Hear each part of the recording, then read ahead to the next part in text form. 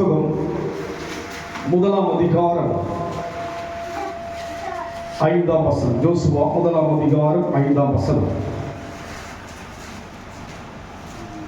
நீ உயிரோடு இருக்கும் நாளெல்லாம் ஒருவனும் உனக்கு முன்பாக எதிர்த்து நிற்பதில்லை. நான் மோசேயோடு இருந்தது போல உன்னோடும் இருப்பேன். நான் உன்னை விட்டு விலகுவதும் இல்லை, உன்னை கைவிடுவதும் இல்லை. நான் உன்னை விட்டு விலகுவதும் இல்லை, உன்னை கைவிடுவதும் இல்லை. இது எல்லா தேவஜனங்களுக்கும் மிகுந்த ஒரு அருமையான ஒரு வார்த்தை. எல்லாருடைய வீட்டிலையும் இந்த வசனம் அதிகமாக இருக்கும். நான் உன்னை விட்டு விலகுவதும் இல்லை, உன்னை கைவிடுவதும் இல்லை. ஆண்டவர் சொன்ன வார்த்தை இது. மனுஷன் சொன்ன வார்த்தையா இருக்கும் என்று சொன்னால் விலகி போவார்கள், கைவிட்டு போவார்கள், மறந்து போவார்கள், மாறி போவார்கள். ஆனால் தேவன் அங்கே சொல்லுகிறார், நான் உன்னை விட்டு விலகுவதும் இல்லை, உன்னை கைவிடுவதும் இல்லை என்று யாரிடத்தில் சொல்லுகிறார்? யோசுவாவிடத்தில் சொல்கிற ஒரு காரியம்.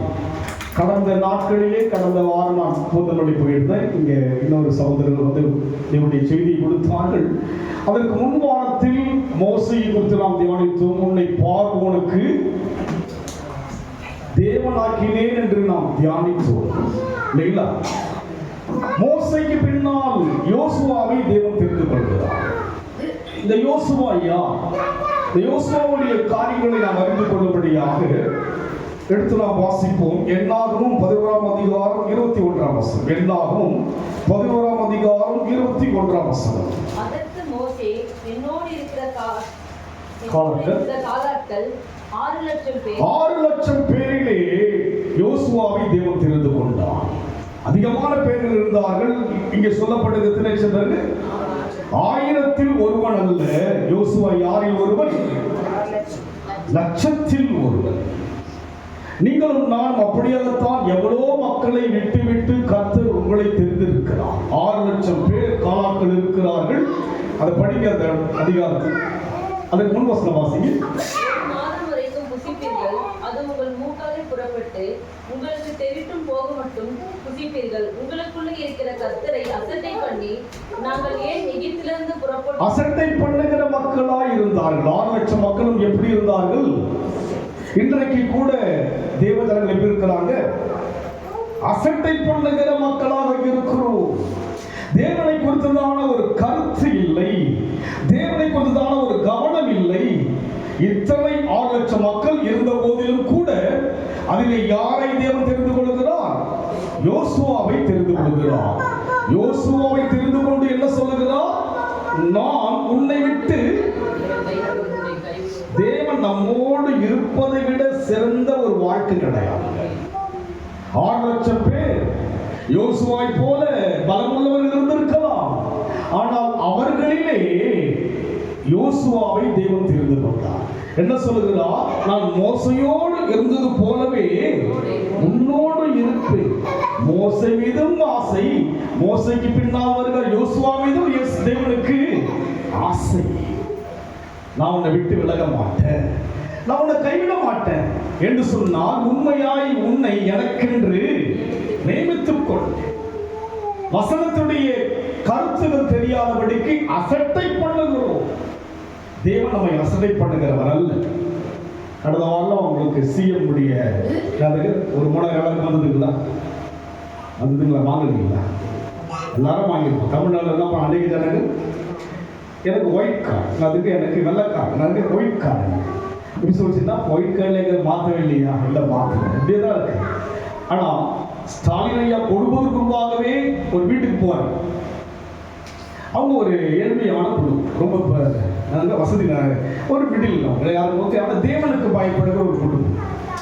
ஒரு மாதம் தவறினாலும் அந்த மாதத்துக்கு வேண்டி அந்த சின்ன காணிகளை கூட எடுத்து வச்சு அடை பண்ண மாட்டாங்க, அதை மிஸ் பண்ண மாட்டாங்க. நான் பார்த்துருக்கேன். நான் 2 மாதத்துக்கு ஒரு முறை தான் அவங்க வீட்டுக்கு போவேன். பார்த்தீங்கன்னா அப்படி ஒரு மிஸ் பண்ணிட்டு போனேன்னா அந்த போகாத அந்த மாதத்துடைய அந்த காணிக்கை என்னதுக்கு அவங்க ஒரு திருச்சபையில் இருக்கிறாங்க. அங்கே என்னோட கூட அந்த குடும்பத்தோடு நல்ல ஒரு ஐக்கியம்.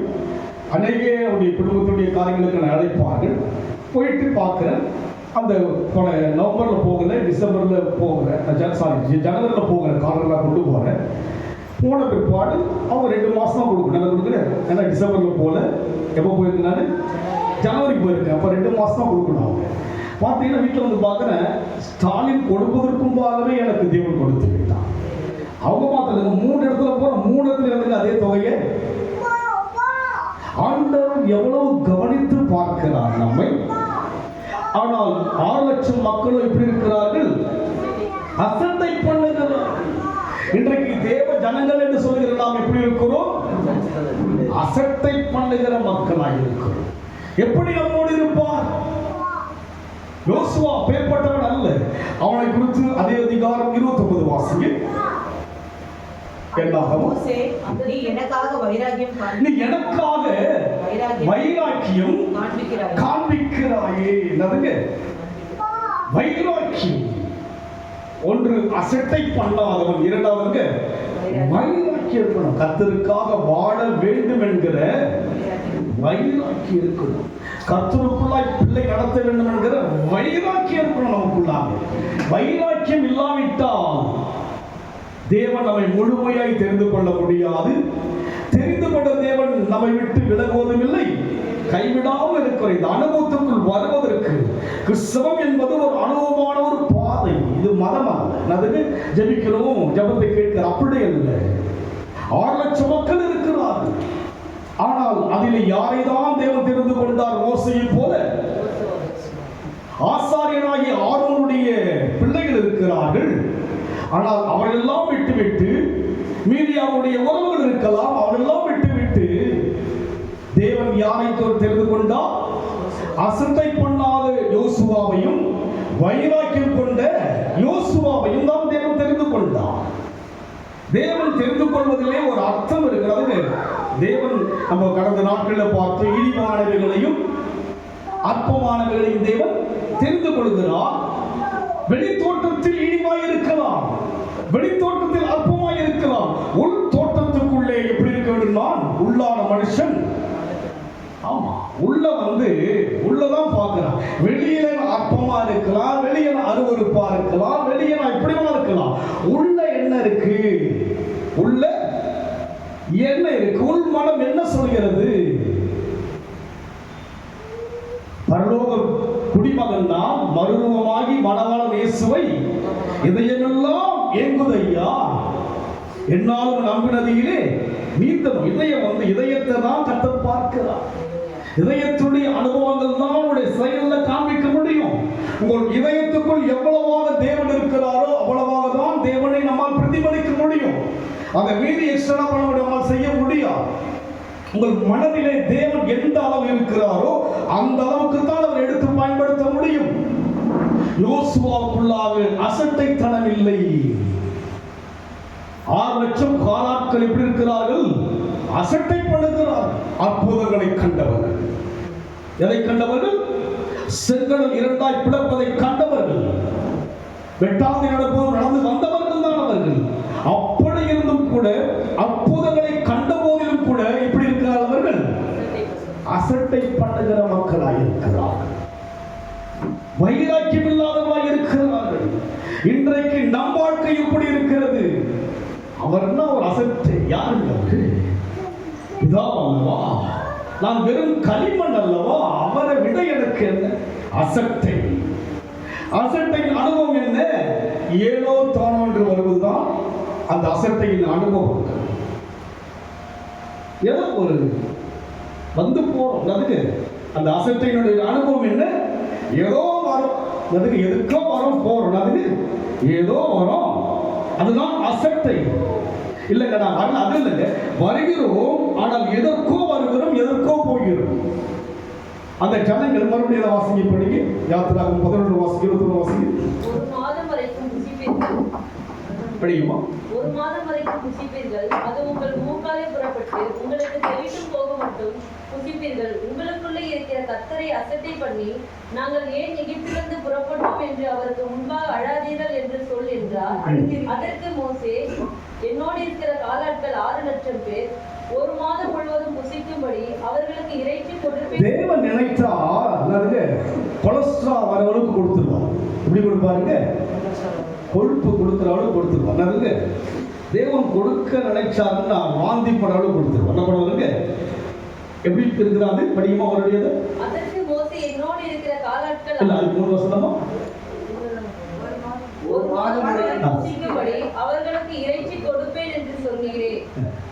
ஒரு மாதம் வரைக்கும் புசிப்பீர்கள், அது உங்கள் மூக்காலே புறப்பட்டு நதுங்க சாப்பிட்டா எங்கதான் போகணும்? நாக்கால தான் போகணும். எங்க போடுது?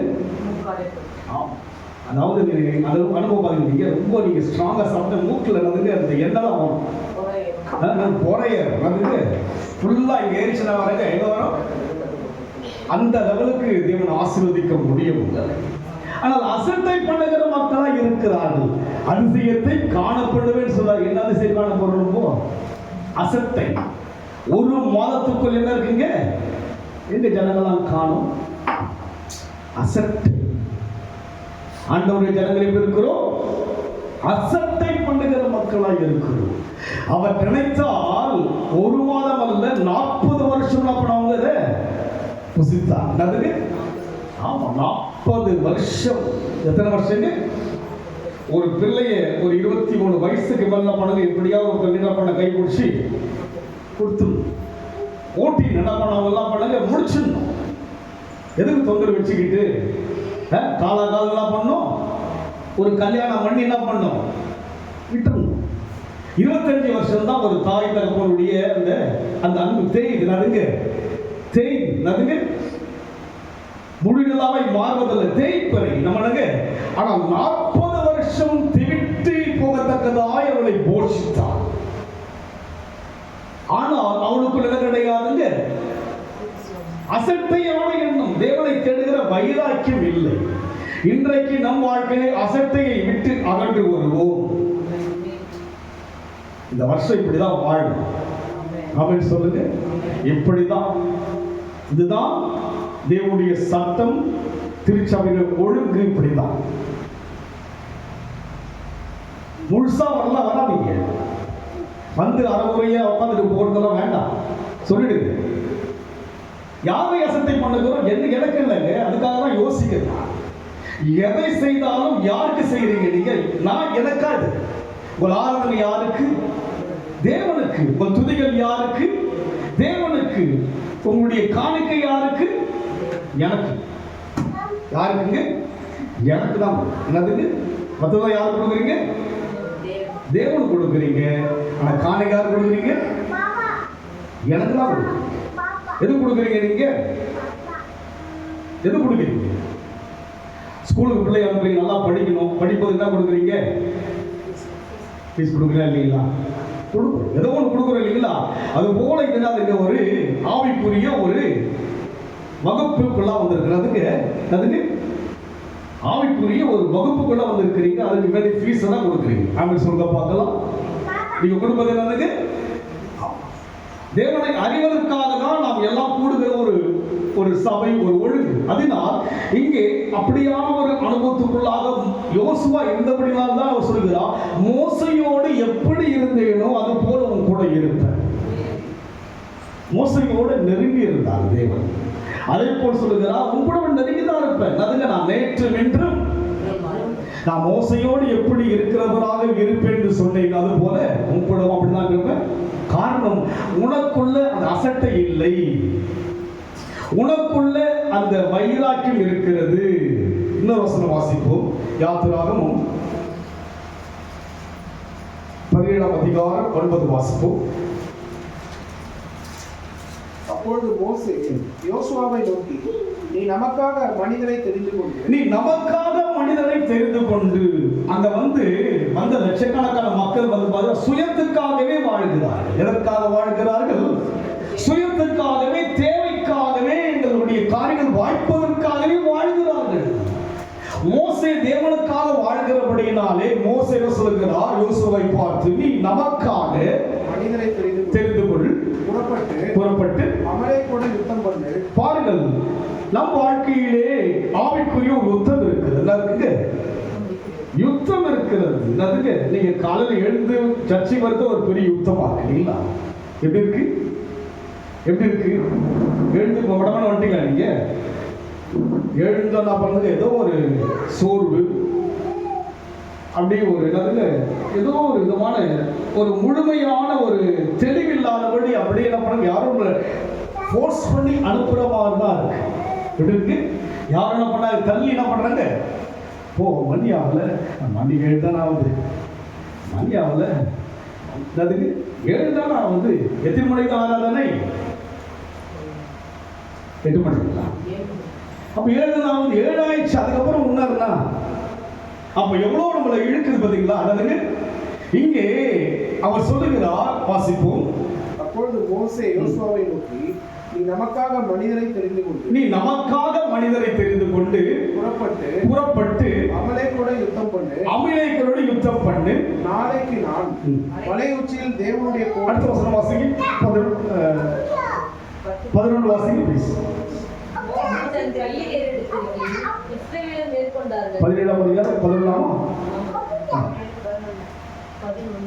12 வாசிங்க.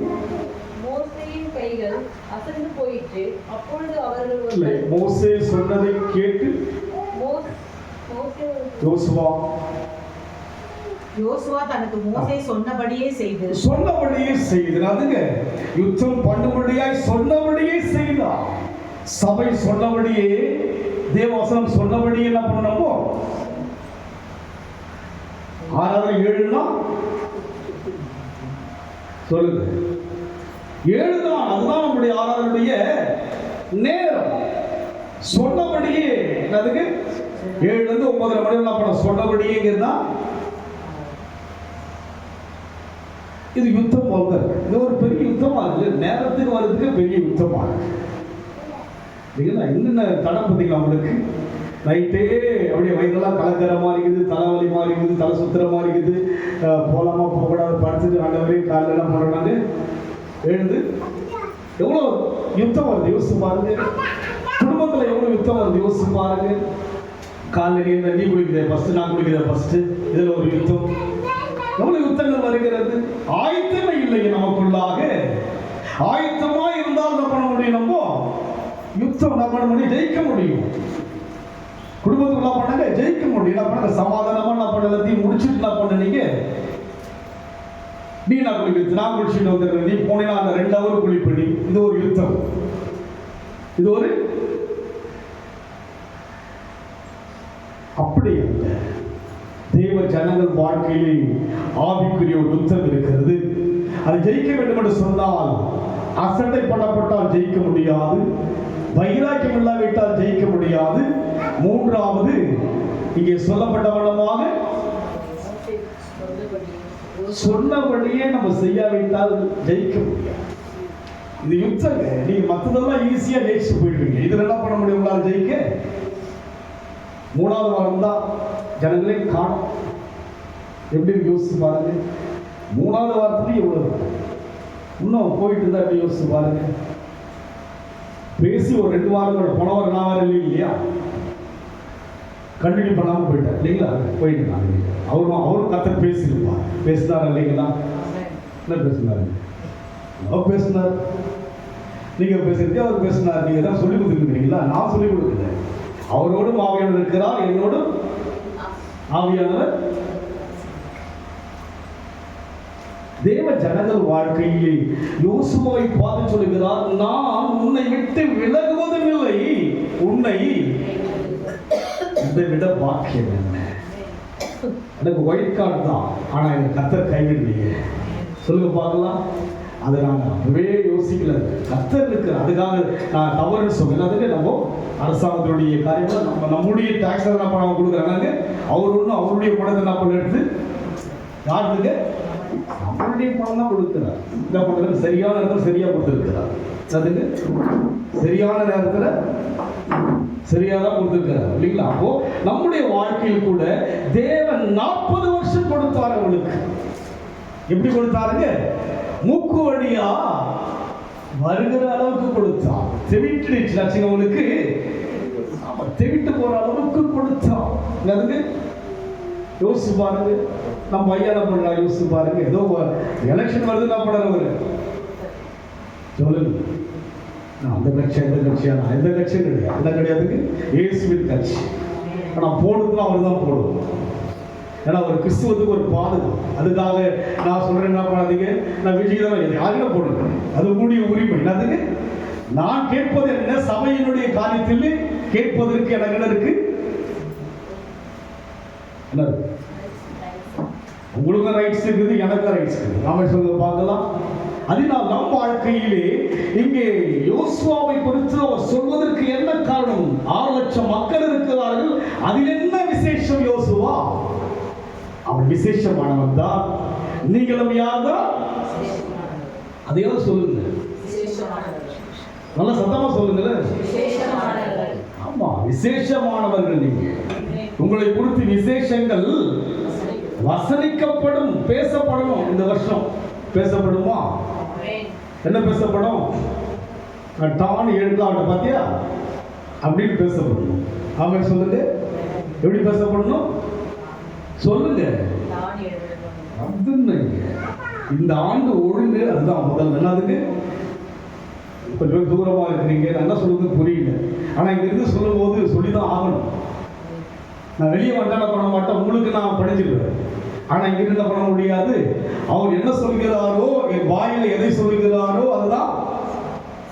எதை வைத்தான் பேசுறவங்க, நானு வசனங்களை தான் பேசுறேன் இல்லைங்களா? எதை வைத்து பேசுகிறீங்கன்னா தனியா வசனத்தின் மூலமா என்ன பேசுகிறார், அதனுடைய அர்த்தம் என்ன.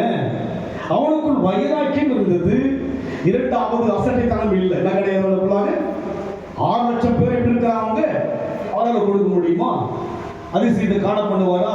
அதிசயத்தை தானிலே காண பண்ணதான் பார்க்க தான் போறீங்க. ஆமே சொல்லுங்க. பார்ப்பீங்களா பார்க்க மாட்டீங்களா? அது உங்ககிட்ட தான் இருக்கு. கரெக்ட் தான் இருக்கு, சாய்ஸா இருக்குது. அதிசயத்தை பார்க்கணும்னா உங்களை நான் பார்த்து அதிசயமா பார்க்கணும். தினகரங்களை நான் பண்ணோம். நான் ஷாக்கா யார் பண்ண, நானு முதல்ல யாருக்கு பார்க்கணும், பார்க்கணும்.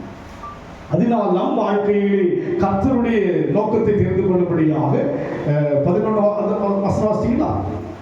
மோசே சொன்னபடியே யோசுவா தனக்கு மோசே சொன்னபடியே செய்து அமலேக்கோடே யுத்தம் பண்ணினான்.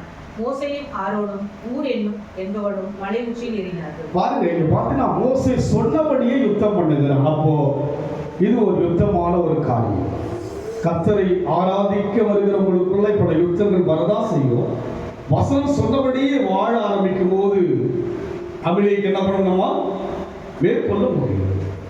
சத்ருவாகிய சாத்தானை நம்மால் மேற்கொள்ள முடியும். இன்னும் சற்று விலகிக் கொள்ளும்படியாக 24ஆம் அதிகாரம் 13 வாசிக்க யாத்திராகமும். அப்பொழுது மோசே தன் ஊழியக்காரனாகிய யோசுவாவோடு எழுந்து போனான். மோசே தேவ பர்வதத்தில் ஏறி போகையில், அப்போது மோசே என்ன செய்கிறான்? தன் ஊழியக்காரனாகிய யோசுவாவோடு எழுந்து, பாருங்க, அவன் யாரா மாறிட்டான்? ஊழியக்காரனாக மாறிட்டான். அதுங்க எல்லாரும் ஊழியம் செய்யணும். ஆமென் சொல்லுங்க. சுவிசேஷத்தை அறிவிக்காவிட்டால் ஐயோ, ஐயோனா என்னங்க? ஐயோனா ஐயோதான். நல்லா சொன்னாங்க. ஐயோனா ஐயோதான். அதுக்கு ஐயோனா ஐயோ கால் வந்துச்சு, ஐயோ ஐயோ வயிற்று வலிக்குது, ஐயோ ஐயோ தலைலாம் சுத்துது, ஐயோ அதுக்கு ஐயோனால ஒரு பரிதாபம் தான் இல்லைங்களா? அப்போ ஊழியம் என்பது யாவருக்கும் முடியும். ஆசாரியன் தான் என்ன செய்ய வேண்டும்? ஆரோன் தான் யாராய் தெரிந்து கொண்டார்? தேவன் ஆசாரியனாக தெரிந்து கொண்டார். அவனுக்கு பின்னால் யார் வர வேண்டும்? மகன்தான் வர வேண்டும். ஆனால் அங்கே நூனின் குமாரனாகிய யோசுவாவை தேவன் செய்கிறார், பிரித்தெடுத்தார். காரணம் என்ன? அவனுக்குள்ள ஒரு வைராக்கியம் இருந்தது, அவனுக்குள்ள தேவனுக்கு ஒரு தாகம் இருந்தது.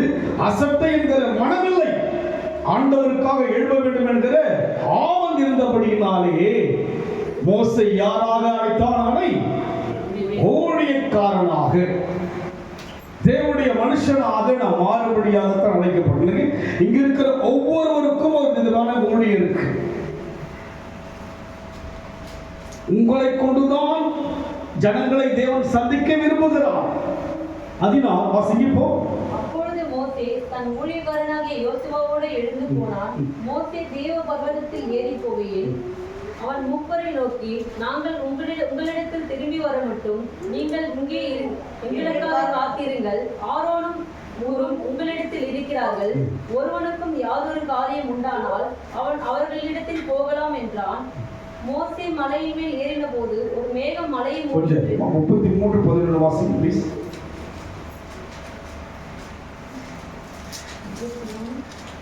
33ஆம் அதிகாரம் 11ஆம் வசனம் வாசிங்க. ஒருவன் தன் சிநேகிதனோடே பேசுவது போல கர்த்தர் மோசேயோடே முகமுகமாய் பேசினார். பின்பு அவன் பாளையத்துக்கு திரும்பினான். நூனின் குமாரனாக யோசுவா என்னும் அவனுடைய பணிவிடைக்காரனாகிய வாலிபன் ஆசரிப்பு கூடாரம் பாருங்க, அவன் ஊழியராய் வருவதற்கு முன்பாக எப்படி இருந்தான்? அவன் பணிவிடை செய்கிறவனாய் இருந்தான். எப்படி இருந்தான் அவன்? பணிவிடைக்காரன். ஆமா, அதுக்கு முதலாவதாக நான் ஊழியத்துக்கு வர வேண்டும் என்று சொன்னால் நான் எங்க இருக்கணும்? நானு பணிவிடை செய்ய வேண்டும். அது கொஞ்சம் படிங்க, ரெண்டு படிங்க கொஞ்சம்.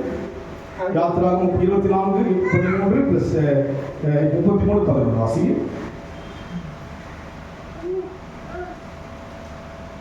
Then Moses and Joshua, his servant, got up, and Moses went up. Servant இல்லையா? ஊழியக்காரர். 33:11 வாசிங்க. அதேதான். And the Lord had talked with Moses face to face, as a man may have talked with his friend. And when Moses came back to the tent, his servant, the young man, servant. அங்கே servant அங்கே தமிழ்ல நல்லா இருக்கு. தமிழ்ல வந்து பணிவிடைக்காரன். ஆண்டவர் சொன்னார், ஊழியம் செய்ய வரவில்லை, ஊழியம் என்ன பண்ணாரு? கொல்ல வந்தாங்க. சாரி, ஊழியம் கொல்ல வரவில்லை, ஊழியத்தை நான் செய்ய வந்தேன். அதுக்கு பணிவிடை செய்கிறா. சீஷர்கள் என்ன செய்கிறார்? பணிவிடை செய்கிறா. அப்போ நம்ம வாழ்க்கையில் கூட என்ன பண்ணுங்க? தேவனுக்காக ஏதாவது ஒரு பணிவிடையை செய்யணும். அப்படின்னு சொல்லுங்க பார்க்கலாம். பணிவிடை ஏதாவது ஒண்ணு செய்யணும். ஏதாவது ஏதாவது ஏதாவது செய்ய வேண்டும். அதுக்கு செய்யறோமா இல்லைங்களா? சொல்லுங்க. ஏதாவது சொல்ல மாட்டீங்களா? செய்யணும். என்ன செய்யறீங்க? அதிசயத்துக்கு காரணமா வானவா? சொல்லுங்க. அப்போ யோசுவா வாழ்க்கையில் அதிசயத்தை பார்க்கிறாரு. ஜோர்தான் கடந்து போவதை பார்க்கிறாரு. எரிகோ விழுவதை பார்க்கிறாரு.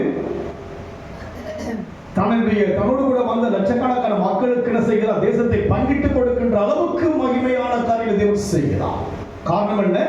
அவன் நடந்து வந்த விதங்கள் அப்படி, தேவனுக்காக எழுப்பின விதங்கள் அப்படி. அதுபோல் நம் வாழ்க்கையில் கூட நான் உன்னை விட்டு விலகுவதும் இல்லை, கூட கர்த்தர் இருக்கும். யாரும் கூட கர்த்தர் இருக்கும். கடந்த வாரம் ஒரு குடும்பத்தை சந்தித்து எனக்கு ஒரு 22-23 வருஷத்துக்கு மேலாக பழக்கம் எனக்கு. சடனாக கொஞ்சம் நாட்கள் அவங்கள நான் சந்திக்கல. அவங்களுடைய மற்ற உறவினர்லாம் நான் போய் பார்ப்பேன். அவங்க அடிக்கடி சொல்லிட்டு இருப்பாங்க, பாஸ்டர் வசூலை கேட்டு இந்த இயர் வந்து அவங்க ஃபோன் பண்ணிட்டு கண்டிப்பாக நீங்கள் பாஸ்டர் கொண்டு வாங்கிட்டு. ஒரே மாதிரி அந்த பிள்ளைலாம் ஒரு 3 வயசுல தான் பார்த்தேன். அதுக்கப்புறமா ஒரு 3-4 வயசுக்கும் நிறைய பார்த்தேன். போய் பார்க்குற டாக்டர் படிச்சுட்டு அவ்வளோ ஒரு பயபக்தியோடு இருக்க அந்த பிள்ளை. நெக்ஸ்ட் இன்னும் ஒரு 3 மாதத்தில் ஜாப் கிடைக்கும்னு சொல்லும்போது அவங்க அம்மா சொல்கிறாங்க, பாஸ்டர் சண்டே மாத்திரம் அந்த பிள்ளைக்கு வேலை இருக்கக்கூடாது. அது மாதிரி டாக்டராக இருந்தது.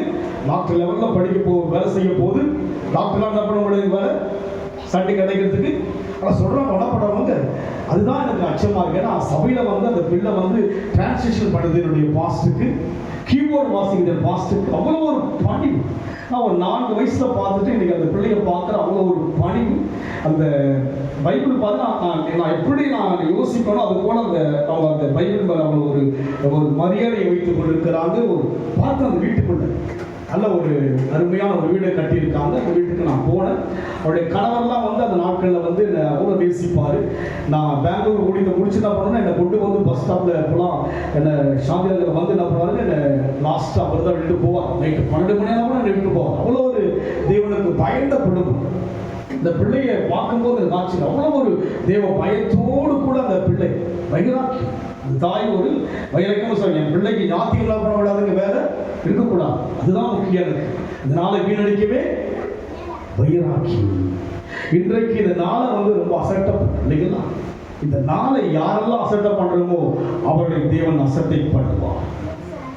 நீ எதை விதைக்கிறாயோ விளையாட்டு கிடையாது. கிறிஸ்தவ வாழ்க்கை ஏதோ நினைச்சிட்டு இருக்கிறீங்களா? இப்போ நமக்கு வந்து பலம் ஓடிட்டு இருக்கலாங்க. பின்பொரு நாட்கள்ல நான் என்னென்ன கிரியைகள் செய்வதற்கேற்ற பலனை கர்த்தர் கொடுப்பார். சும்மா கணக்கு, கண்ணீர் துளிகளை கூட கணக்கில் வைக்கிறவர். நான் தேவனுக்காக என்ன செய்கிறேன் என்று கர்த்தர் பார்க்கிறார். இது அப்படியே யோசிச்சுட்டு இருந்தேன். ஆண்டவருடைய ஒரு சொப்பனம், நல்ல ஒரு சொப்பனம் தாங்க.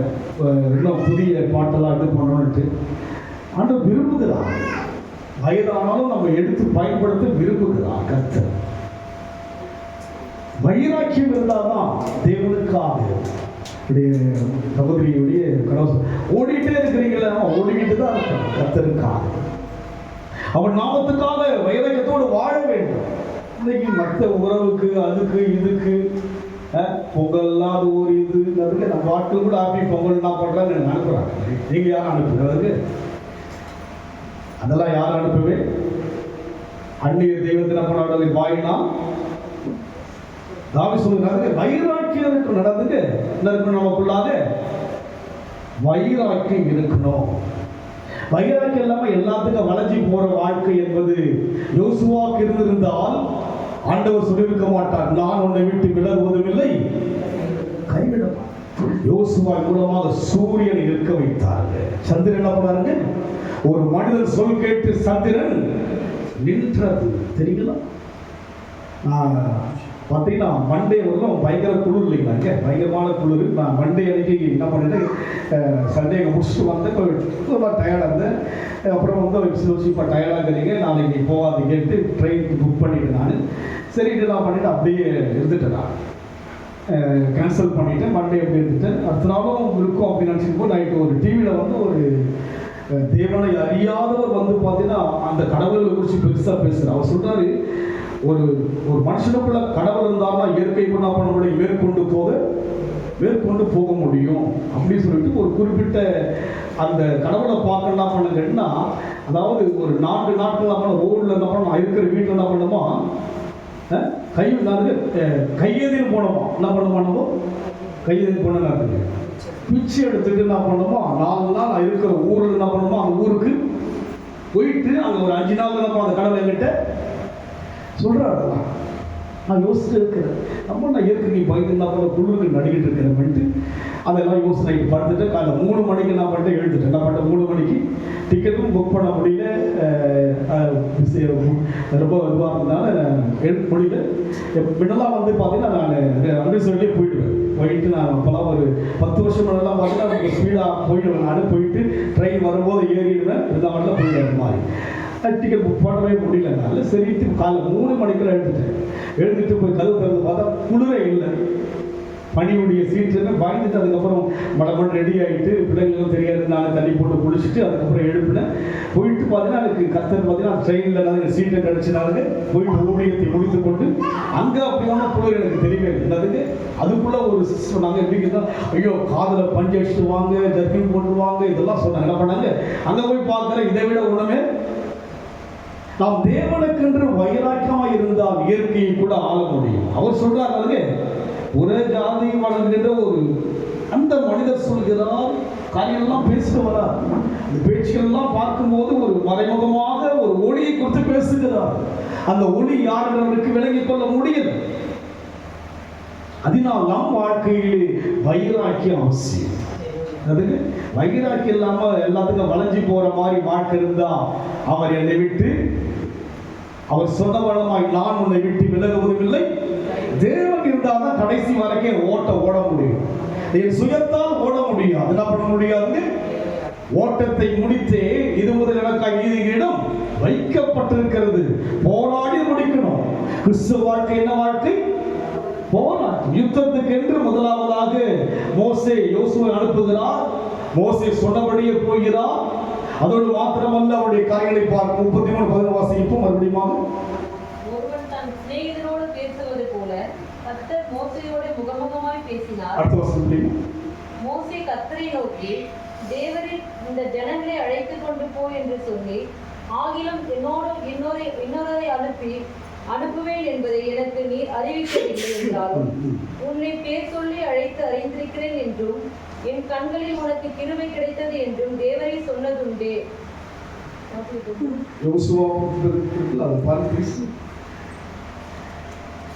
முதல்ல பணிவிடை. ஒருவன் தன் படிப்படி செய்யலாம். ஒருவன் தன் சிநேகிதனோடே பேசுவது போல கர்த்தர் மோசேயோடே முகமுகமாய் இல்ல பேசினார். அது பிழைப்பட்டு நூனின் குமாரனாகிய யோசுவா என்னும் அவருடைய பணிவிடைக்காரனாகிய வாலிபன் ஆசாரிப்பு கூடாரத்தை விட்டு பிரியாதிருந்தான். ஆசாரிப்பு கூடாரத்தை விட்டு செய்யலாம ஆலயத்தை விட்டு பிரியவே இல்லை. யாரவன்? வாலிபன். யாரவன்? நம்ம ஒரு லெவல் வச்சு என்ன பண்ணுங்க, இல்லைங்க இவ்வளவு பிரச்சனை இருக்கு, இதெல்லாம் முடிச்சுட்டு வரும். வாலிபத்திலேயே தன் வாழ்க்கையை ஒப்பு கொடுத்தான். அதுக்கு எப்ப ஒப்பு கொடுத்தான்? வாலிப வயதிலேயே. வாசிப்போம் மறுபடியும். நூனின் குமாரனாகிய யோசுவா என்னும் அவருடைய பணிவிடைக்காரனாகிய வாலிபன் ஆசாரிப்பு கூடாரத்தை விட்டு பிரியாதிருந்தான். அதுங்க அதனால்தான் அவர் நான் உன்னை விட்டு விலகுவதில்லை. ஆசரிப்பு கூடாரம் அதுக்கு அங்க என்ன இருக்கு? தேவனுடைய பிரசன்னம் இருக்கிறது, கற்பனை இருக்கிறது, தேவனுடைய ஆளுகை அந்த ஆசரிப்பு கூடாரத்தில் இருக்கிறபடினாலே அதை விட்டு நான் பண்ணாம பிரியவே இல்லை. மற்றவங்க ஆடுறதும் பாடுறதும் அப்படின்னா பண்ணாங்க. வாலிபன். யார் இவன்? வாலிப வயது இருந்த போதிலும் கூட அதை ஒரு பொருட்டாய் எண்ணவில்லை. அப்போ நம்முடைய வாழ்க்கையில் கூட ஆசரிப்பு கூடாரம், தேவனுடைய ஆலயம், தேவனுடைய ஐக்கியத்துக்குள்ளிருந்து பிரியாதபடி இருப்போம் என்று சொன்னால் நான் உன்னை விட்டு விலகுவதும் இல்லை. ஆமா, 6 லட்சம் மக்கள் இருந்தார்களே, அழகானவர்கள் இருந்திருப்பார் அல்லவா? யோசுவாவிட உயரமானவர்கள் இருப்பார் அல்லவா? யோசுவாவிட பலமான மக்கள் இருந்திருப்பார் அல்லவா? ஆனாலும் கூட யாரை தேவன் தெரிந்து கொண்டார்? மோசேக்கு அடுத்ததாக யோசுவாவை தெரிந்து கொண்டார். தேவனுடைய ஐக்கியம் என்பது தொடர்ந்து போய்கொண்டே இருக்க வேண்டும். தேவனுடைய அந்த அழைப்பு என்பது தொடர்ச்சி. என்னதுங்க? உங்களோடு முடிவதல்ல. மோசேக்கு பின்னால் யார் வந்தது? யோசுவா வந்தார். யோசுவாக்கு பின்னால் நியாயாதிபதிகள் வந்தார்கள். நியாயாதிபதிகளுக்கு பின்னால் சாமுவேல் வந்தார். சாமுவேலுக்கு பின்னால் ராஜாக்களை தேவன் தெரிந்து கொண்டார், தீர்க்கதரிசிகளை தெரிந்து கொண்டார். அப்படியே கடந்து வந்து உலக ரட்சகராகிய இயேசுவே வந்து விட்டார். தொடர்ந்து வருகிற காரியம் கிறிஸ்து என்பதுங்க முடிப்பதல்ல, என்னோடு முடிப்பதல்ல, உங்களோடும் தொடர்ந்து வரணும். நீங்களும் அந்த அழைப்புக்கு பாத்திரவான்கள். யோசுவா ஆசாரியன் அல்ல, நூனின் குமாரன், லேவி கோத்திரத்தான். யாரவன்? லேவி கோத்திரத்தான். ஆசாரியன் என்கிற அந்த ஒரு மேன்மை ஆரோனுக்கு தான் கொடுக்கப்பட்டது. அடுத்த ஸ்தானத்தில் தான் யார் இருக்கிறது? லேவி இருக்கிறார். ஆனாலும் கூட அந்த லேவி கோத்திரத்திலே நூனின் குமாரனாகிய யோசுவாவை தேவன் தெரிந்து கொள்வதற்கான அந்த தகுதி என்ன? அசட்டை இல்லாத ஆர்வமுள்ள மனம், அசட்டை இல்லாத ஆவலுள்ள ஒரு மனம், அசட்டை இல்லாத அன்பு உள்ள ஒரு மனம்தான் யோசுவாவின் மனம். இன்றைக்கு நம் மனம் எப்படி இருக்கிறது? மனம் புதிதாக இருந்ததாலே மறுரூபம் இன்னும் அதே பாணியில் இருந்தா, இன்னும் அதே ரேஞ்சில் இருந்தா, வாலிபத்திலேயே வந்து விட்டானே அவன். என்னுடைய தேவைகள் வயதாக மனசுல எவ்வளவு பிரச்சனைகள், பாரங்கள், சுமைகள், பலவீனங்கள் இவையெல்லாம் சூழ்ந்திருக்கிறது அல்லவா? இதிலிருந்து யார் என்னை விடுவிக்க முடியும்? யார் என்னோடு நிலையா இருக்க முடியும்? ஆண்டவர் சொல்கிறார், நான் உன்னை விட்டு விலகுவதில்லை. அவரோடு இருக்க யோசிக்கிறாயா? அவரோடு இருக்க நான் சிந்திக்கிறேனா? இல்லை. ஒரு வாலிபனம் எவ்வளவு வயலாட்சியம்! ஆகாரம் புசிப்பதும் குடிப்பதும் ஆடுவதும் பாடுவதும் தான் அந்த மக்களின் தன்மையா இருந்தது. 6 லட்சம் மக்களா இருந்தாலும் கூட அவர்கள் தன்மை என்ன? புசிப்பதும் குடிப்பதும். நம்ம வாழ்க்கை இப்படியே நம்ம வாழ்க்கை ஓடிக்கொண்டே இருக்கிறது. கிறிஸ்துவினுடைய அழைப்பின் அர்த்தம் தெரியாதபடிக்கு, எனக்கும் தெரியாதபடிக்கு, என் மூலமாய் பிறருக்கும் தெரியாதபடிக்கு அல்லவா வீணாய் போய்கொண்டிருக்கிறோம். யோசுவாவை அழைத்த நோக்கம் என்ன? அவன் உள் மனதுடைய அந்த காரியங்கள். ஆசாரிய கூடாரத்தின போல விலகவே இல்லை, அங்கேயே அமர்ந்திருக்கிறான். எல்லாரும் என்ன பண்றாங்க? ஆரோனோடு சேர்ந்து செய்கிறார்கள். ஒரு கன்றுக்குட்டி எல்லாம் உருவாக்குறாங்க. என்னென்னவோ நடக்கிறது. மாய உலகம் போல காரியமெல்லாம் வெளியிலே ரொம்ப பார்ப்பதற்கு அழகா இருக்கு. நம்ம ஆடுறாங்க, பாடுறாங்க, என்ன நடக்குது, எப்படிலாம் இருக்கிறது. இதை விட்டுட்டு சர்ச்சை கூப்பிடுறாரு, இதை விட்டுட்டு இங்க கூப்பிடுறாரு. பொங்கலோ பொங்கல் அதெல்லாம் இருக்குது வெளியில. அவன் எதையும் பெரிதாய் எண்ணவில்லை. அவன் எதையெல்லாம் பெரிதாய் எண்ணினான்? தேவனையும் ஆசரிப்பு கூடாரத்தின் மீது அதை விட்டு விலகல. மோசே, தன் ஊழியக்காரனாகிய மோசே, பணிவிடைக்காரனாகிய யோசுவா தேவனையும் ஊழியனையும் பார்த்து கொண்டிருக்கிறான். அதனால்தான் ஆண்டவர் 6 லட்சம் மக்களிலே யோசுவாவை மாத்திரம் அழைத்தார். எரிகோவிலே பல மக்கள் சூழ்ந்திருக்கிறார்கள். இயேசுவை அழைக்க, இயேசுவை பார்க்க, இயேசுவோடு கூட பேச. அதிலே ஒரு அற்பமான ஒரு குள்ள மனிதன் இருந்தான், சகைவு. அவன் தேவனை தேடிய விதங்களை கண்டு இயேசு அண்ணாந்து பார்த்தான். அதுபோல்தான் யோசுவா விதத்தை கண்டான். 6 லட்சம் மக்கள் இருந்தாலும் கூட அழகாய் இருக்கலாம், ஞானமாய் இருக்கலாம், சிறப்பாய் இருக்கலாம், சீராய் இருக்கலாம், மேன்மையாய் இருக்கலாம், மகிமையாய் இருக்கலாம், அந்தஸ்தாய் இருக்கலாம். ஆனால் அதில் யார் ஒருவனை தேவன் தெரிந்து கொண்டார்?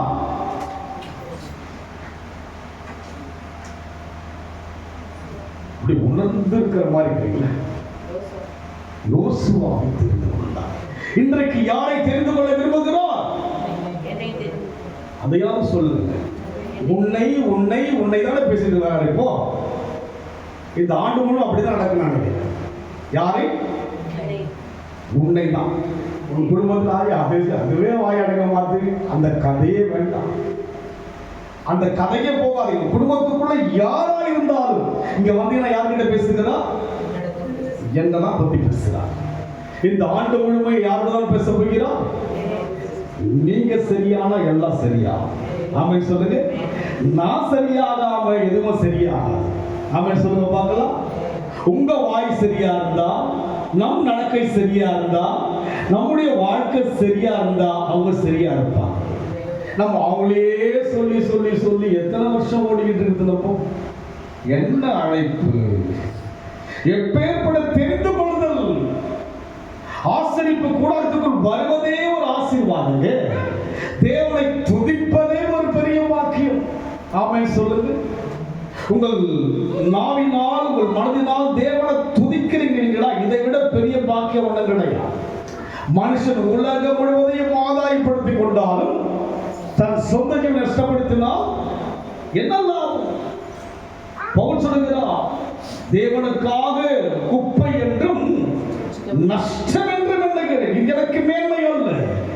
என் தேவனை விட இவை எல்லாம் என்னதான்? குப்பை தான். இந்த உலகத்தில் தேவனோடு ஒப்பிட்டு பார்த்தால் எல்லாம் என்னதான் இருக்குங்க? அடுத்த லெவல் தான். எல்லா இடத்திலும் தான். பிள்ளையும் குழந்தையும் யாராயிருந்தால் அடுத்த லெவல் தான் வைக்கணும். நீங்க அவங்க மேல உங்க போக்கஸ் போச்சுன்னா அது ஒரு விக்கல். தெரியுதா? அன்பு இல்லைங்களா? அன்பு இருக்குங்க. அந்த அன்பு அவரை விட யாருமே வைக்காது. ஆபிரகாமை சோதிக்கிறார் தேவன். ஆபிரகாமை சோதி சொல்லுகிறார், உன்னுடைய நேசகுமாரனும் உன்னுடைய ஏக சுதனமாகி ஆபிரகாம் ஈசாக்கு எனக்கு சகல பலியிடுவாய். வசனங்களை பார்த்தீங்கன்னா அப்படி இருக்கு. 100 வயதிலே 12-13 வயசாயிடுச்சு. அழகா இருக்கிறான் மகன். அவனை பார்த்து பார்த்து ரசிக்கிறார் ஆபிரகாம். சாராலும் அவரை பார்த்து பார்த்து அவன் அப்படியே இளமைய மாறிட்டே வராங்க. ஐயோ, ஒரே ஒரு பிள்ளை, ஒரே ஒரு பிள்ளை, என் தங்கம், என் வயலை, என் முத்து, என் பவளம். உண்மைதான், குழந்தைங்களுக்கு தங்கம், முத்து, பவளம் தான். யார் கொடுத்தது? பிள்ளைகள் கர்த்தரால் கொடுக்கப்படுகிற சுதந்திரம். கர்ப்பத்தின் கனி அவரால் கிடைக்கும். அதை அவருக்கு கொடுக்காமல் யாருக்கு கொடுக்கிறீர்கள்? யாரு தெரியல உங்களுக்கு? தாயின் கர்ப்பத்திலே அறிந்தவரை தெரியாம ஆராதிக்கிறீங்களே, உள்ளங்கையிலே வரைந்தவரை தெரியாம ஆராதிக்கிறீங்களே, பெயர் சொல்லி அழைத்தவரை தெரியாம ஆராதிக்கிறீங்க. இவ்வளவு ஆழமான காரியத்தை பேசின போதிலும் கூட நான் அசட்டையா இருந்ததா? உன் பேச்சு யாருக்கு? அவன் என் பேச்சு வேண்டாம். கர்த்தருடைய வார்த்தைகள் ஆம் என்றும் அவருடைய பேச்சை தான் பேசுவதற்காக தேவன் என்னை ஒரு வேலைக்காரனாக அழைத்திருக்கிறார், ஒரு பணிவிடைக்காரனாக அழைத்திருக்கிறார். இந்த ஒரு சேவை என் வாழ்க்கையில் ஒரு பெரிய வாக்கியம், பெரிய வாக்கியம். இதனால்தான் எவ்வளவோ ஜனங்கள் மத்தியிலே ஒரு அன்பை பார்க்க முடிகிறது, ஆதரவை பார்க்க முடிகிறது, நல்ல ஒரு ஐக்கியத்தை பார்க்க முடிகிறது. இந்த ஸ்தானத்தில் இல்லாவிட்டால் நான் இல்லாமலும் போயிருக்கலாம், நான் இல்லாம போயிட்டு இருப்பாங்க. இந்த ஸ்தானம் தான் என்னை இன்றைக்கு இருக்க வைத்தது, இந்த ஸ்தானம் தான் இதுவரைக்கும் நடத்தி கொண்டு வருகிறது, இந்த ஸ்தானம் தான் இந்த 3வது மாடி இருக்க வைத்திருக்கிறது. இந்த ஸ்தானம் இல்லாவிட்டால் அலெக்சாண்டர் யாருக்கு தெரியும்? யாருக்கு தெரியும்? இந்த குடும்பம் யாருக்கு தெரியும்? நீங்கள் யாருக்கு தெரியும்? இந்த அழைப்புக்கு யார் காரணம்? அவர்தானே. அவரை விட எனக்கு உறவு பெரிதா? என் தாயோ தகப்பனோ மனைவியோ பிள்ளைகளோ மகளோ பேர பிள்ளைகளோ மருமகளோ உறவுகளோ யாரும் எனக்கு பெரிதல். இந்த ஸ்தானத்துக்கு கொண்டு வந்தது யார்? உங்களை தேவனுக்குள் ஆராதிக்க அழைத்து வந்தது யார்? உங்களுக்குள் அசைவாடுகிறவர் யார்? உங்களை ஆசீர்வதிக்கிறவர் யார்? அவர் உன்னை விட்டு விலகுவதும் இல்லை. இவ்வளவு ஆழமான காரியங்கள் வேதத்தில் கொடுக்கப்பட்டும் நாம் மனதிலே அவரை அசட்டையா எண்ணினால் சொன்ன உடனே அப்படிதான். மனைவிக்கு கூட சொல்லவில்லை. யாருக்கு சொல்லவில்லை? நீங்கள் படித்து பார்த்தால் மாலையில் சொல்லியிருக்கிறார், அதிகாலையை சேடம் கட்டிக்கொண்டு செய்து விட்டார், புறப்பட ஆரம்பித்து விட்டார். வேலைக்காரனை கொண்டு போகிறார், மகனை கொண்டு போகிறார், பலி செலுத்துவதற்கான அனைத்தையும் கொண்டு போகிறார், எதையுமே மறக்கவில்லை. ஆமென் சொல்லுங்க. எதையும் என்ன பண்ணுங்க? மறக்கல. நீங்களும் நானும் எதையும் மறக்காமல் தேவனுக்கு என்று வாழ்ந்தால் அவரால் நாம் மறக்கப்படுவது இல்லை. அதை செய்யும் போதுதான் நீ என்னால் மறக்கப்படுவது. பேசிக்கொண்டே வருகிறாரே, ஆபிரகாமின் குமாரனாகிய ஈசாக்கு, ஈசாக்கின் குமாரனாகிய பேசிக்கொண்டே இருக்கிறாரே. இன்றைக்கும் நாம் பேசுகிறோம் ஆபிரகாமை குறித்து, இன்றைக்கும் பேசுகிறோம் மோசே குறித்து. யார் அவர்கள்? உறவாளர்கள், தேவனால் அழைக்கப்பட்டவர்கள். அதனால் இன்றைக்கு நம் வாழ்க்கையிலே இந்த அனுபவத்தில் போகும்படியாக வாசித்து முடிச்சிட்டீங்களா? ஆசாரிப்பு கூடாரத்தை விட்டு பிரியாதிருந்தார். மோசே கர்த்தரை நோக்கி, தேவன் இந்த ஜனங்களை அழைத்துக் கொண்டு போ என்று சொன்னீர். ஆகிலும் என்னோட கூட இன்னாரை அனுப்புவேன் என்பதை எனக்கு நீர் அறிவிக்கவில்லை என்றாலும் உன்னை பேர் சொல்லி அழைத்து அறிந்திருக்கிறேன் என்றும் என் கண்களில் உனக்கு கிருபை கிடைத்தது என்றும் தேவன் சொன்னதுண்டே. பேசுவதை மறுபடியும் சொல்கிறார் மோசே. ஆண்டவர் என்னவெல்லாம் பேசுகிறாரோ அதை சொல்ல வேண்டும் தேவன் கேட்டார். அதுக்கு உன்னை அதிசயங்களை காணப்படுவது சொன்னீங்கள, பேசுங்க, அதிசயத்தை காண்பீர்கள். அதிசயம் காண்பதற்கு நான் என்ன தகுதி? உம்மால் அறியப்பட்டவன், உம்மால் அழைக்கப்பட்டவன், பெயர் சொல்லி உள்ளகையில் வரைந்திருக்கப்பட்டவன் நான் என்று அதை சொல்லணும். என்ன பண்ணுங்க? கிருபை கிடைக்கும் என்று சொன்னீரே. மறுபடியும் கிருபை வருகிறது. ஜீவனுள்ள நன்மையும் கிருபையும். அவர் சொன்ன வார்த்தையை சொன்னா போதும், அதே போல அவர் சொன்ன வார்த்தையை செஞ்சா போதும், அற்புதம் நடக்கும், அதிசயம் நடந்தே ஆகுது. நீங்க பார்க்க தான் போறீங்க. ஆமென் சொல்லுங்க. சபையிலே மாற்றங்கள் வரதான் போகிறது. ஆமென் சொல்லுங்க. ஒரு மகிமையை கர்த்தருக்கு வெளிப்படுத்த போகிறார், ஒரு காரியத்தை தேவன் செய்ய போகிறார் என்று சொன்னால் இனி ஒரு நாட்களை நாம் எப்படி இருக்க போறோம்? சொல்லு, எப்படி இருக்க போறீங்க? இந்த வருஷம் ஒரு சண்டே மிஸ் பண்ணக்கூடாது. ஆமென் சொல்லுங்க. ஒரு சண்டே என்ன பண்ணக்கூடாதீங்க? சொல்லுங்க. இதுதான் வைராக்கி. 7 மணிக்கு வருவதற்கு முடிவெடுங்க. அங்கதான் இடிக்குது. எங்கதான் இடிக்குது? என்ன இடிக்குது? என்னங்க? அவருக்காக அவரை விடவா என் உறக்கம், அவரை விடவா என் உறவு, அவரை விடவா அந்த காரியம்? அவர்தான் இந்த ஆண்டு நம் வாழ்க்கையில் அவர்தான் என்று வாழ்ந்தால் அதிசயத்தை நான் பார்ப்பேன். அவர் என்னை விட்டு விலகாததையும் என்னை கைவிடாதையும் ஒவ்வொரு அவர் கூட இருக்கிறார்னா என்ன வந்தாலும் அதை பத்தின கவலையே இல்லை. கர்த்தர் கூட இருக்கத்தான் அழைத்தார். மோசே முடிச்சிட்டாரு, சரி பாயின் போயிட்டாரு. அவரு கண்டினியூ பண்ற என்ன பண்றாருங்க, இந்த உலகம் அவருடையது, குடிகள் அவருடையது, நாம் அவருக்குரியவர்கள், நம்மோடும் இருப்பார். மோசையோடு இருந்தது போல யோசுவோடு இருந்தார், உங்களோடும் இருப்பார், உங்கள் பிள்ளைகளோடும் இருப்பார், பிள்ளைகளின் தொடர்ச்சியா வந்துகிட்டே இருப்பார். என்னோடு இருந்த அம்மா இல்லை, என்னோடு இருந்த அப்பா இல்லை, என்னோடு இருந்த மனைவி இல்லை, பிள்ளைகள் இருக்கிறாங்க. ஒரு நாள் பிள்ளைகளுக்கு நான் இல்லாமல் போகலாம், ஆனால் தேவனோ என்றென்றைக்கும் உங்களோடும் சந்ததியோடும் இருப்பார். அவர் உங்களை விட்டு விலகுவதும் இல்லை, உங்கள் பிள்ளைகளை விட்டு விலகுவதில்லை, உங்கள் பிள்ளைகளின் பிள்ளைகளை விட்டும் விலகவே மாட்டார். சொன்னபடியே கூட வர, சொன்னபடியே வருகிறார். மோசையினுடைய காலங்களை விட யோசுவாவின் காலங்கள் அதிகமான பிரச்சனையை சந்திக்க வேண்டியதாக இருந்தது. மோசே எகிப்துக்குள்ளாக சந்தித்தார் பிரச்சனைகளை, செங்கடலை தாண்டும் வரைக்கும் சந்தித்தார் பிரச்சனைகளை, மன உளைச்சல்கள், மனிதர்கள் மூலமாக வேதனையான சொற்கள், இவை எல்லாவற்றிலும் இருக்கும்போது கூட கர்த்தர் மோசையோடு இருந்தபடினாலே அவன் பலத்தோடு தான் முடித்தார். அதற்கு பின்னால் யோசுவா வந்தார், அவரும் வெற்றியோடு தான் முடித்தார். அவருக்கு பின்னால் வந்த அவரால் அழைக்கப்பட்ட ஒவ்வொருவரும் வெற்றியோடு தான் முடித்தார்கள். அதிலே தோல்வியுற்ற மக்களும் இருக்கிறார்கள். அவர்கள் எதனால் தோல்வியுற்றான்னு சொல்லி வேதத்தில் நாம் பார்த்து அதிலிருந்து விளங்கும்படியாக இப்போ கொடுக்க வேண்டும். இன்றைக்கு தேவன் சொல்கிற ஒரே ஒரு வார்த்தை, நான் உன்னை விட்டு விலகுவதும் இல்லை, உன்னை கைவிடுவதும் இல்லை. ஆண்டவர் நம்மோடு கூட இருக்க விரும்புகிறார். அன்றைக்கு யோசுவாவோடு இருந்தது போல இன்றைக்கு என்னோடும் உங்களோடும் இருக்க விரும்புகிறார். இருப்பதற்குரிய வழிகளை நமக்கு வேத்தின் மூலமாக தான் போதித்தார். நான் தனிப்பட்ட வார்த்தைகளை உங்களோடு கூட சொல்லி ஏதோ உங்களை இழுத்துக் கொள்வதற்காக நான் பேசவில்லை. ஒவ்வொன்றும் எங்கிருந்தான் உங்களுக்கு நினைப்பூட்டப்பட்டது? வேத வசனம் மூலமாக தான். என்ன நினைப்பூட்டப்பட்டது? அந்த ஜனங்கள் எல்லாம் 6 லட்சம் பேர் இருந்தார்கள். ஆனால் எப்படி இருந்தார்கள்? அசட்டை உள்ள மக்களாய் இருந்தார்கள். உலகத்தின் பொருளுக்காக ஏங்குகிற மக்களாய் இருந்தார்கள். முதலாவது தேவ ராஜ்யத்தையும் அப்போது இவளெல்லாம் உங்களுக்கு கூட தான் இருக்கும். குறைஞ்செல்லாம் போகாது, என்ன பண்ண முடியாதுங்க, எல்லாமே கூடவா இருக்கும். இந்த வாழ்க்கையில சமாதானம் கூட இருக்கும்.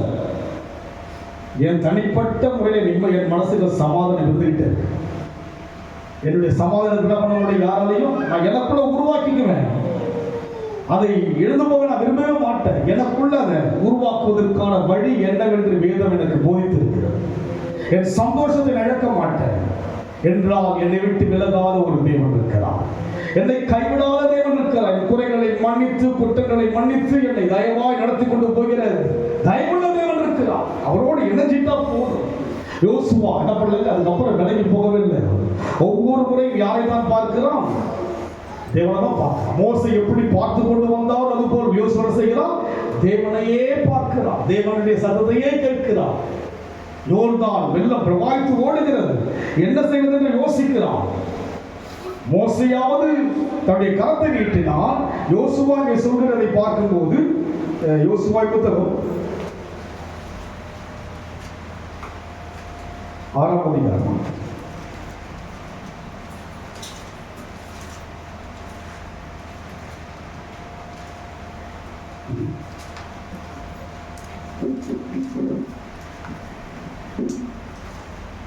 3ஆம் அதிகாரம்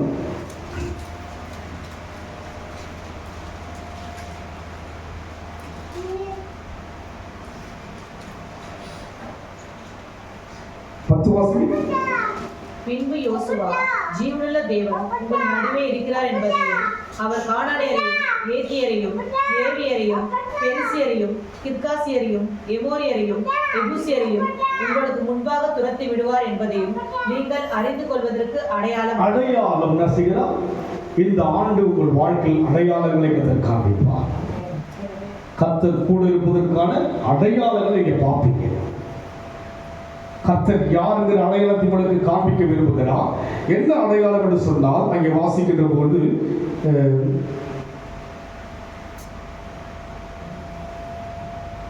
11 வாசிக்க இதோ சர்வ பூமிக்கும் ஆண்டவராய் இருக்கிறவருடைய உடன்படிக்கை பெட்டி உங்களுக்கு முன்னே யோர்தானிலே போகிறது. உடன்படிக்கை பெட்டி உங்களுக்கு முன்னே எங்கே போகிறது? யோர்தானிலே. உடன்படிக்கையின் தேவன் உங்களோடு முன்னே செல்கிறபடினாலே எதையெல்லாம் இழக்க வேண்டுமோ அதையெல்லாம் இழக்குவார். உடன்படிக்கை பெட்டி அன்றைக்கு போனது. இன்றைக்கு உங்களோடு யார் உடன்படிக்கை செய்திருக்கிறார்? தேவன் உடன்படிக்கை செய்திருக்கிறார். அதனால் அவர் முன் செல்லும் போது இந்த ஆண்டு தடையெல்லாம் உழைக்கப்படும். ஆமென் சொல்லுங்க. கடைசியாக 15 வாசிங்க. யோர்தான் அறுப்பு காலம் முழுவதும் கரை புரண்டு போம். பெட்டியை சுமக்கிற ஆசாரியர்களின் கால்கள் தண்ணீரின் ஓரத்தில் பட்டவுடனே மேலே இருந்து ஓடி வருகிற தண்ணீர் நின்று சாதானுக்கு அடுத்த ஆதாம் ஊர் வரைக்கும் ஒரு குவியலாக குடிந்தது. உப்பு கடல் என்னும் சமானான வெளியின் கடலுக்கு கர்த்தருடைய உடன்படிக்கை பெட்டியை சுமக்கிற ஆசாரியர்கள் யோர்தானின் நடுவே தண்ணீர் இல்லாத தரையில் காலூன்றி பாருங்க. வெள்ளம் பிரவாகித்து ஓடுகிற அந்த யோர்தான் எதிராச்சுங்க. கால் பட்டவுடனே உடன்படிக்கை பெட்டி வந்தவுடனே எப்படி போச்சது? தண்ணீர் இல்லாத நதி. தண்ணியே இல்லை கிடையாதுங்க. உடன்படிக்கையின் தேவன் உங்களோடு இருந்தார். நீங்களும் அவரோடு கூட உடன்படிக்கை செய்ய வேண்டும். அவர் மாத்திரம் உடன்படிக்கை இல்லை, யாரும் செய்ய வேண்டும்? 2 பேரும் செய்வதுதான் உடன்படிக்கை. அதுங்க ஒருவர் செய்வது உடன்படிக்கை அல்ல, இருவர் செய்வதுதான் கவனியாருங்க. ஒரு ஆணும் ஒரு பெண்ணும் உடன்படிக்கை செய்வது போல, ஒரு நாடும் இன்னொரு நாடும் உடன்படிக்கை செய்வது போல நாம் என்ன பண்ணாங்க? தேவனோடு கூட உடன்படிக்கை செய்யும் போது நீங்கள் போகின்ற வழி எதுவாக இருந்தாலும் கூட அதை நீங்கள் லகுவாய் கடந்து போக முடியும். கண்களை மூடுவோமா? இந்த ஆண்டு உடன்படிக்கையோடு செல்வோம், உறுதியான மனதோடு செல்வோம். யோசுவாவின் தன்மைகளை தியானித்தோம். எப்படி யோசுவா, நான் எப்படி இருக்கிறேன்? வாலிபத்திலேயே தன் வாழ்க்கை ஒப்பு கொடுத்தான். இன்னும் நான் வாழ யோசிக்கிறேன், இன்னும் நான் ஓட யோசிக்கிறேன், இன்னும் நான் ஆட யோசிக்கிறேன், இன்னும் என்னென்னலாம் செய்யணும் யோசிக்கிறேன். வேண்டாம் ஐயா, அது எனக்கு வெறுப்பை கொடுக்கும், அது எனக்கு வேதனையை கொடுக்கும், அது ஆண்டவரே எனக்கு வியாதியை கொடுக்கும். அவங்க ஆகாரம் சாப்பிட்டு அதனால முறுமுறுத்ததுனால, அவங்க அசட்டைப்படுறதுனால, அதை சாப்பிட்டவெல்லாம் நோயினால் பாதிக்கப்பட்டு மருத்துவதாய் பார்க்கிறது. அசட்டை எண்ணம் என்னை விட்டு விலகட்டும். வைராக்கியமான இடத்திற்குள் தாங்க தீர்மானம் பண்ணுவோம். உடன்படிக்கைக்குள்ள வருவோம். உடன்படிக்கை பெட்டி போனது. உடன்படிக்கை தேவனோடு இணைவோம். தேவன் முன் செல்வார். பிரச்சனை எல்லாவற்றையும் ரொம்ப ஈஸியா முடிக்கிற ஒரு வருஷம் இந்த மாதத்திலிருந்து ஆரம்பித்து விட்டால் ஒவ்வொரு மாதம் என்ன பிரச்சனை அதை ஈஸியா முடிச்சுட்டு உள்ள வர போறீங்க. நன்றி செலுத்துகிறோம். எங்களோடு இருப்பதற்காக வாக்கு கொடுத்து விட்டீர். நான் உன்னை விட்டு விலகுவதுமில்லை, உன்னை கைவிடுவதுமில்லை என்ற இந்த ஆழமான, அன்பான, அக்கறையான இந்த வார்த்தைக்காக நன்றி செலுத்துகிறோம். ஆசீர்வதிங்க. ஒவ்வொரு தேவ ஜனங்களோடு இருங்க, குடும்பத்தோடு இருங்க. எங்கெல்லாம் செல்கிறோம் அங்கெல்லாம் நீ கூடவே இருப்பீராக, விலகாதபடி இருப்பீராக. ஆசீர்வதிங்க இயேசுவின் நாமத்தில் பிதாவே. என் ஆத்துமாவே கர்த்தரை ஸ்தோத்திரி, என் முழுமே பரசுநாமத்தை ஸ்தோத்திரி. என் ஆத்துமாவே கர்த்தரை ஸ்தோத்திரி, கர்த்தர் செய்த சகல உபகாரங்களையும் மறவார். நம்முடைய கர்த்தராகிய இயேசுவின் கிருபையும் பிதாவாகிய தேவனுடைய அன்பும் பரிசுத்த ஆவியின் இணைக்கவும் நம் அனைவரோடு கூட கர்த்தர் வருகை மட்டும் என்னென்றைக்கும் இருப்பதாக. ஆமென். கர்த்தர் ஆசீர்வதிப்பாராக.